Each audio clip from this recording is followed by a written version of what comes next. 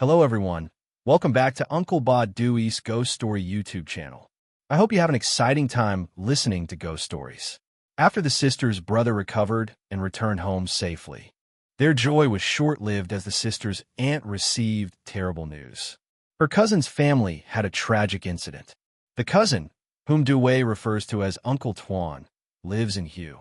That day, they called from Hue to inform the aunt that Uncle Tuan's son had died in a car accident. Uncle Tuan's family only had one son named Viet, who was married to a woman named Hung. The couple had a 3-year-old daughter. This incident occurred in 2003. Uncle Tuan's family has always followed Christianity and never believed in superstitions or spiritual matters. Everything changed after Viet's accident. During his funeral, people whispered that he had died at an inauspicious time, suggesting that his spirit might return to take others from the family or even the entire clan. However, Uncle Tuan, being a devout Christian, dismissed these as mere gossip. Yet, Viet's wife, Hung, noticed strange occurrences after his burial. Every night, she saw the shadow of a man wandering around their house. Dishes in the kitchen clattered as if someone was moving them, and the sound of water running in the bathroom was frequent, though there was no water when checked. Being a doctor and a Catholic like her father-in-law, Hung did not believe in such things and ignored them as long as they caused no harm. One day, while cooking in the kitchen, Hung heard her daughter scream from the bedroom. She listened carefully and heard her daughter saying, "Dad, don't hug me so tight. It hurts, let go." Panicked, Hung rushed to the room to find her daughter pale and crying. This incident frightened Hung, making her realize her husband's presence in the house. She told her father-in-law, Uncle Tuan, about her fears that Viet's spirit might be trying to take family members with him. But Uncle Tuan remained skeptical. That night, Hung dreamt of Viet warning her to tell his father not to leave the house or drive, as he would meet the same fate. Terrified, Hung relayed the message to Uncle Tuan the next morning, but he dismissed it, insisting that driving safely posed no danger. However, later that day, Uncle Tuan had a motorcycle accident and was hospitalized. In distress, Hung called Uncle Sao, a senior family member, for advice on how to help her father-in-law. Uncle Sao revealed that the accident was caused by Viet's spirit, who was unaware of his death and was trying to take family members with him because he died during a Trung Tang period. To prevent further tragedies, unsolved suet platform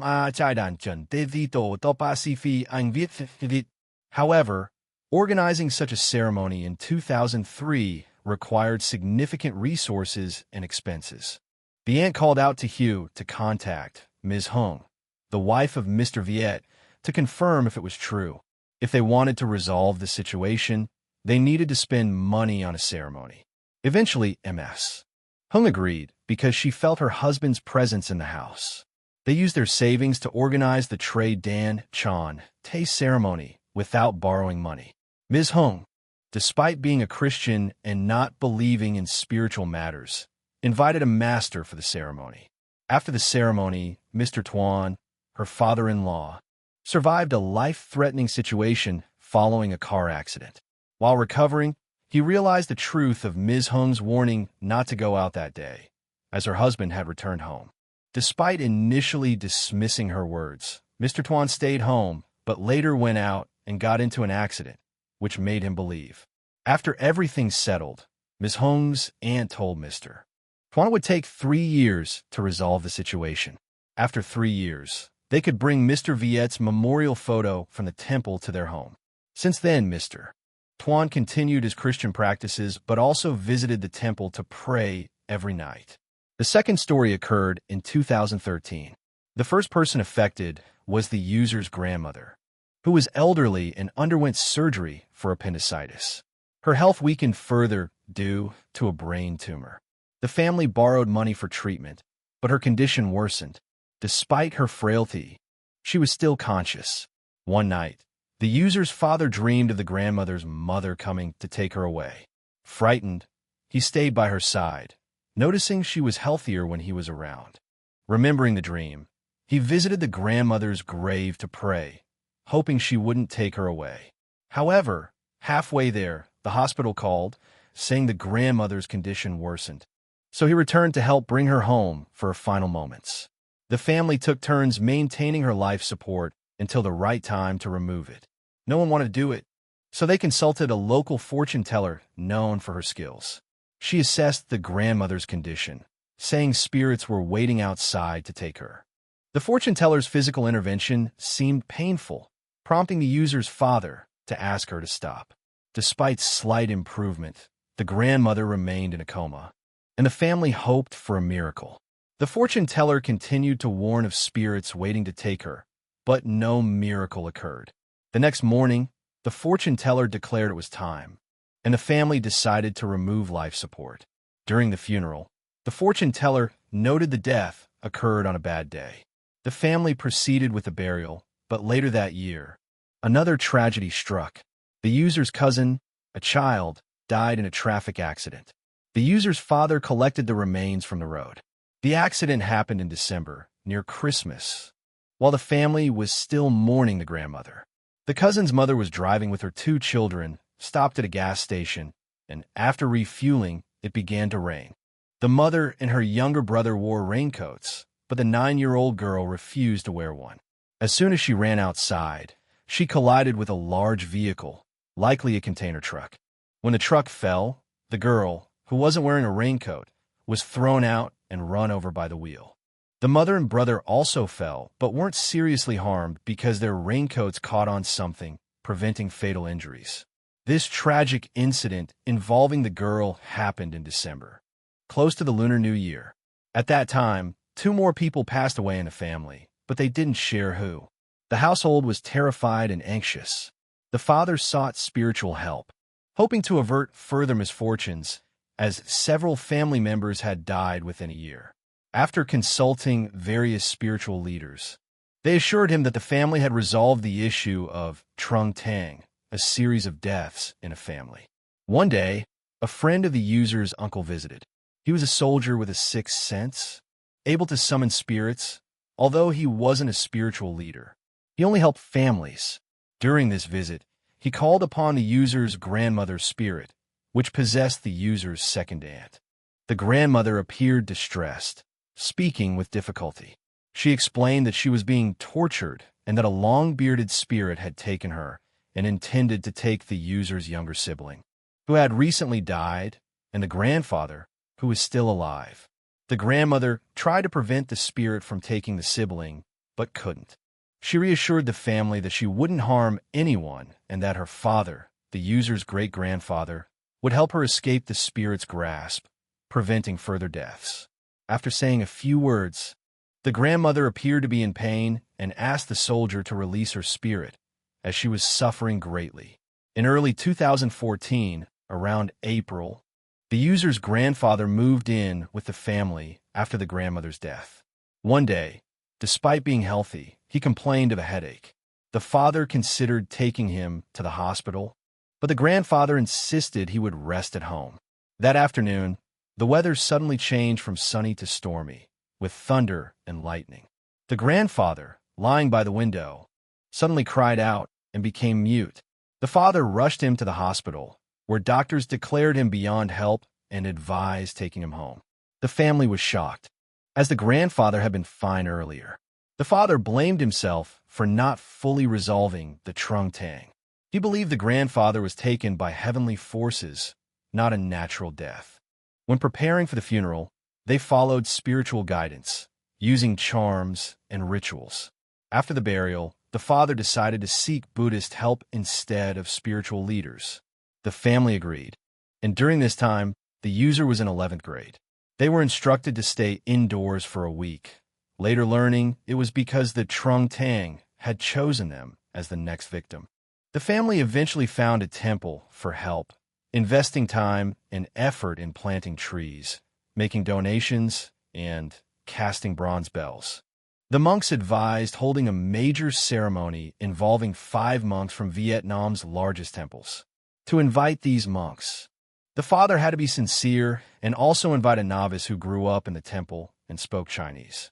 The ceremony required significant expenses and lasted 3 days. During this time, Another family sought help from the temple after losing several members. The monks advised them to stay overnight at the temple, but they refused and returned home. On the way, the remaining members died in a car accident. The unfortunate victim had just arrived at the temple to seek help once more.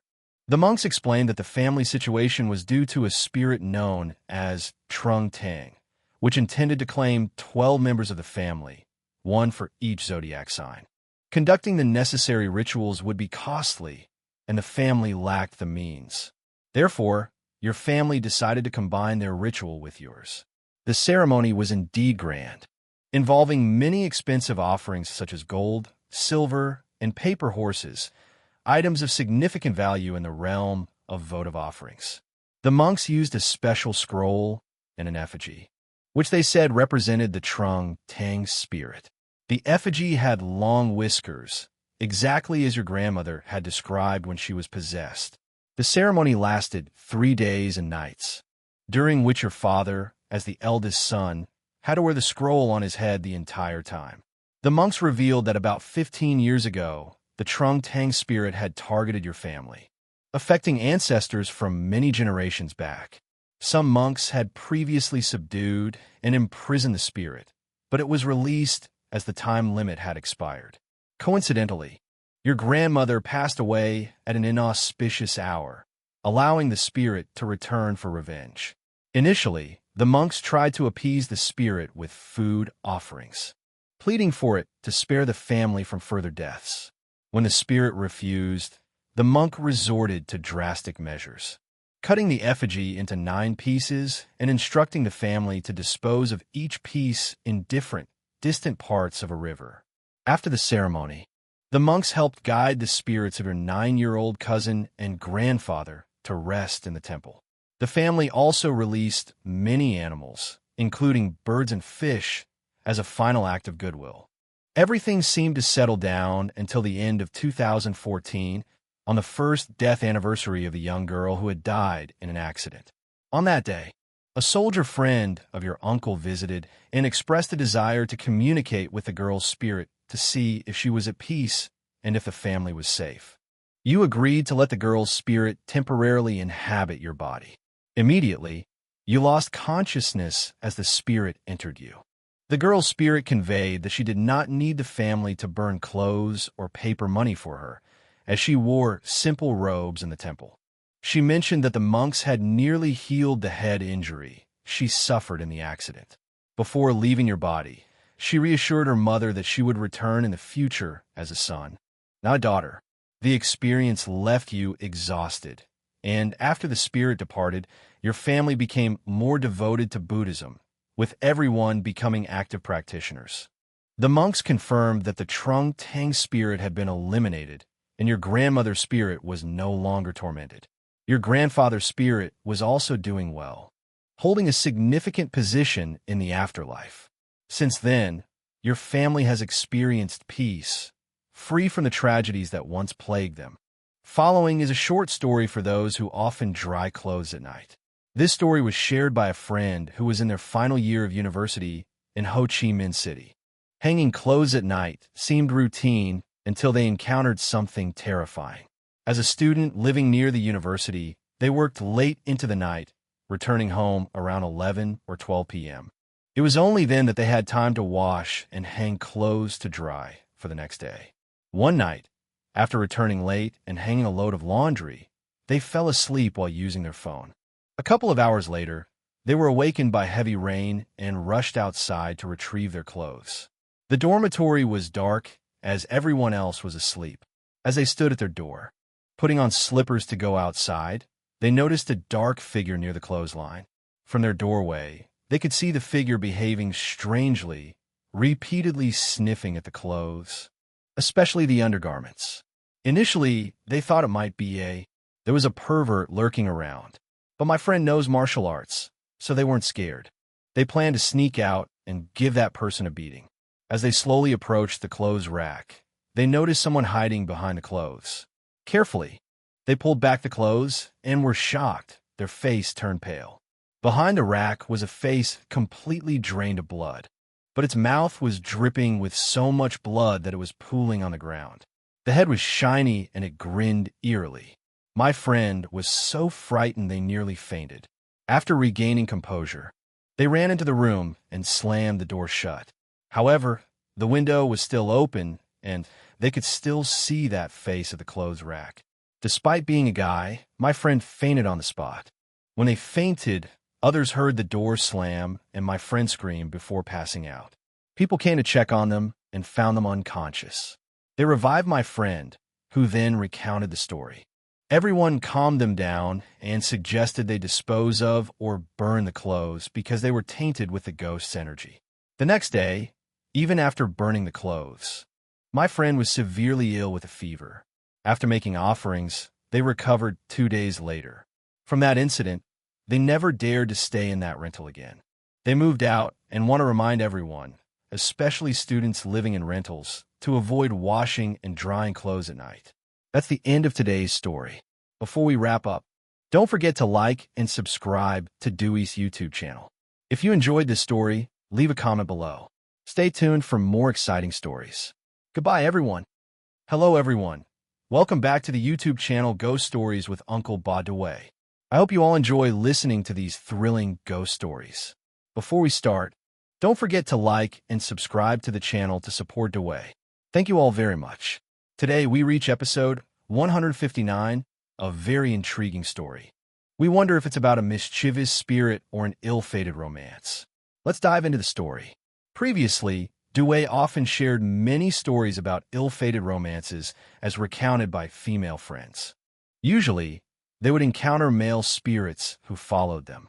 However, this time, the story is told by a male friend who has experienced many strange occurrences in his life.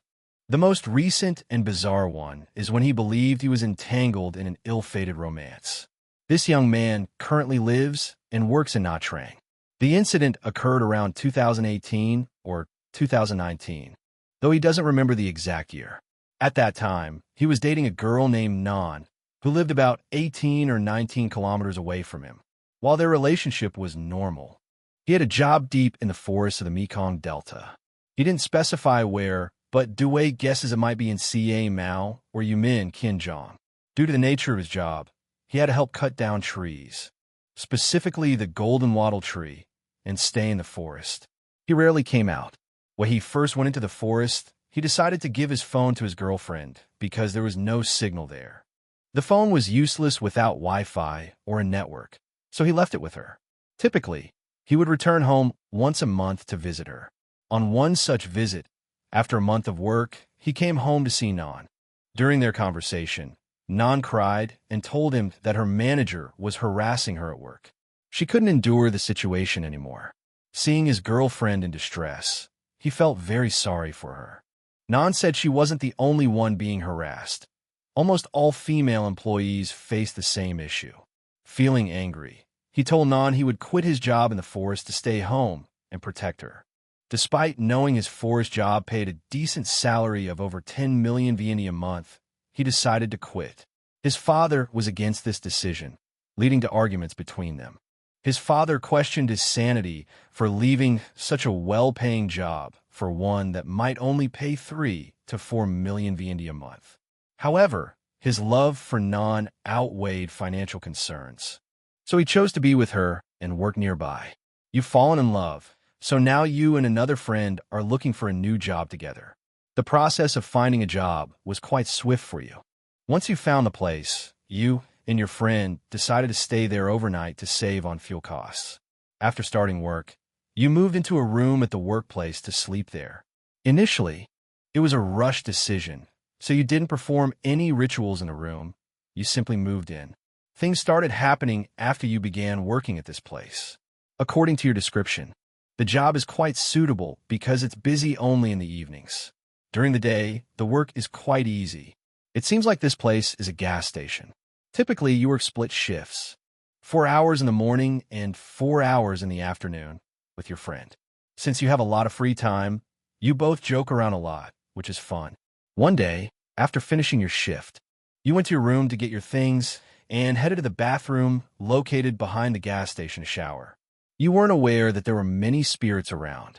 During that time, you saw the silhouette of a woman with long hair standing facing a bamboo bush next to the bathroom. You weren't afraid because you knew it was a spirit, and you were quite brave. However, you didn't tell your friend because you knew he was very afraid of ghosts. So, you suggested to him that you both should go to the market the next day to buy offerings. The next day, when you were preparing to buy offerings, you heard from the older employees that they perform large rituals on the 16th and the 2nd of the lunar calendar, so you didn't need to buy anything. You also heard stories about how this place often has supernatural occurrences, like objects being hidden, and that the room you were in had previous occupants who were often frightened at midday. People had trouble opening the door, even though it wasn't locked, until they had to force it open. Those two individuals were pale with fear. Despite hearing this, you weren't too scared.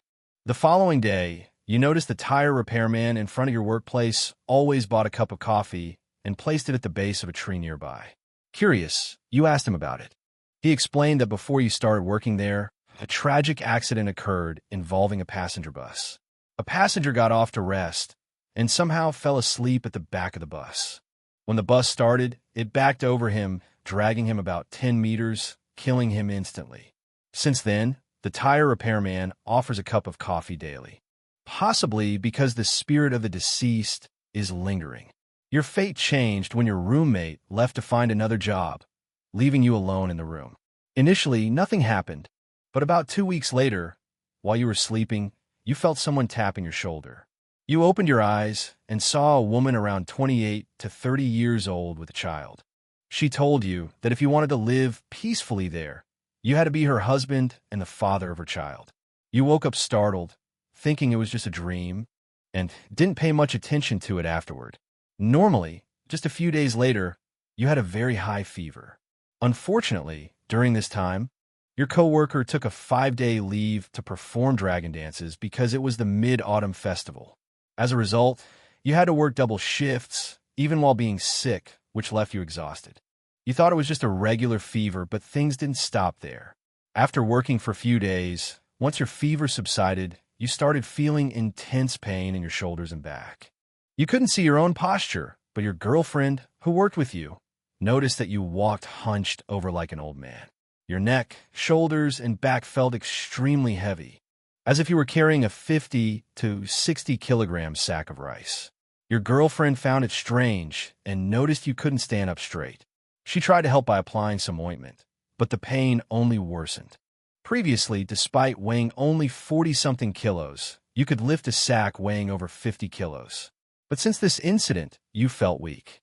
Seeing this, your girlfriend suggested you take a break from work and visit her grandmother, who might have some insight into your condition.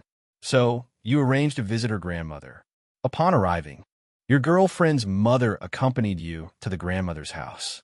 The grandmother, upon seeing you, remarked about you bringing along a wife and child, which confused you since you were only with your girlfriend's mother. The grandmother claimed to see a woman holding your arm and a child sitting on your shoulders, resembling a family going out together. The grandmother, having sensed the situation, immediately set up a spiritual altar. You were too exhausted to understand fully, but you felt unwell and pale. The grandmother asked your girlfriend's mother, who seemed possessed by the spirit, why she followed you. The spirit revealed that she and her child had died in a traffic accident and wandered to your workplace, a busy gas station known for many offerings to wandering spirits. They decided to stay there, especially by an old Bodhi tree at the site. The woman said she felt a connection with you and wanted you as her husband, despite the grandmother's pleas. The spirit insisted that if she couldn't have you, no one else could. After some negotiation, it seemed the spirit agreed to release you. The grandmother advised you to make offerings at the Bodhi tree. Despite financial constraints due to your mother's illness, you managed to buy some basic offerings and perform the ritual. You hoped that would be the end of it, but things worsened between you and your girlfriend. You started arguing frequently, yet whenever you met, things seemed normal again, with no clear reason for the conflicts. One evening, you went to pick up your girlfriend, only to be confronted by her father. He expressed concerns about your unstable job and financial situation. questioning your ability to care for his daughter.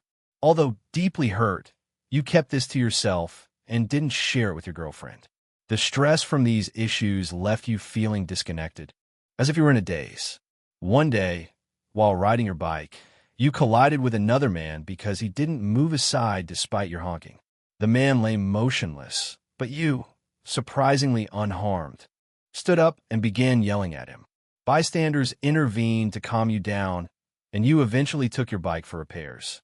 Despite these challenges, you and your girlfriend remained together for another half-month. After the two of them went into a coffee shop, which was quite familiar to them, they parked their bike outside without much attention. After finishing their coffee, they walked out, still holding the key, but the bike had been stolen, leaving only tire marks on the ground. They didn't know what to do but laugh at their misfortune. This kind of thing kept happening to him, making him feel like a fool. He started partying and drinking excessively, neglecting his work, which eventually led to a breakup with his girlfriend due to his bad habits. Before the breakup, he was so obsessed with having fun that he stopped texting or calling her, causing her to lose interest and leave him. At work, everyone saw him as someone who pampered his girlfriend to the point where they said she would take advantage of him. After the breakup, within just 2 weeks, his ex-girlfriend found a new boyfriend. He was heartbroken and cried a lot, something he had never done for any girl before. It was then that he changed completely, becoming more reckless and even getting into fights. He lost his bike and phoned several times for unclear reasons. In one incident, he got into a fight with someone and stabbed them, though they weren't seriously injured. Despite this, he borrowed money from friends to pay for the hospital expenses, showing the extent of his recklessness. After settling things at the hospital, he returned to his carefree lifestyle, picking fights and borrowing money, accumulating significant debt. Before all this, he was fond of having fun, but not to the extent of his current behavior, where he ended up homeless.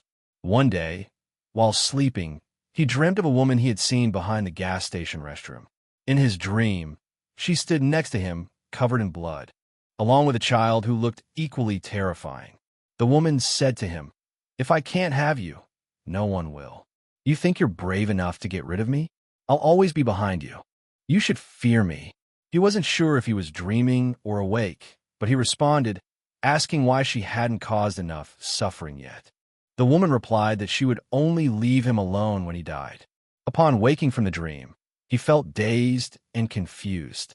He returned home and confronted his mother, asking why she hadn't taken care of him, even though she was bedridden due to a stroke.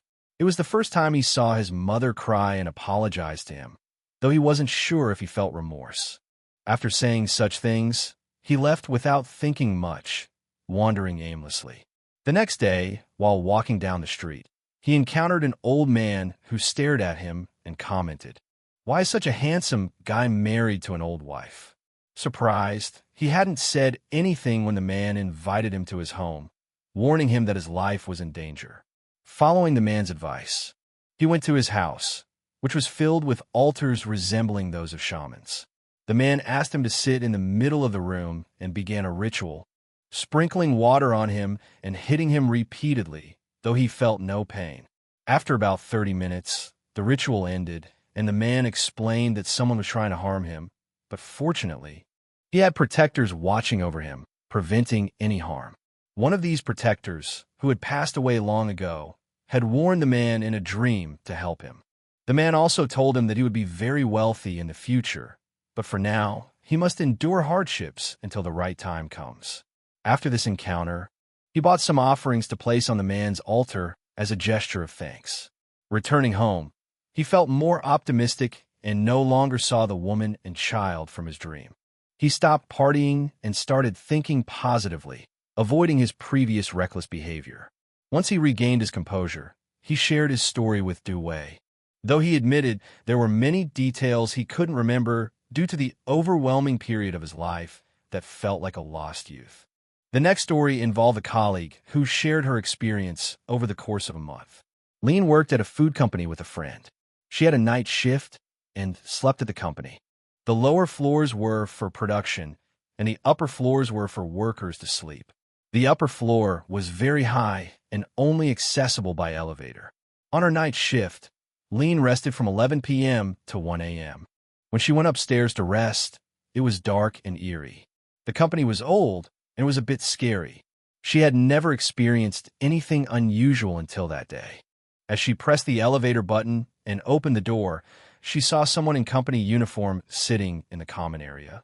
She assumed it was one of the warehouse guys resting there and didn't think much of it. However, when she opened the dormitory door, she saw the same man sitting inside.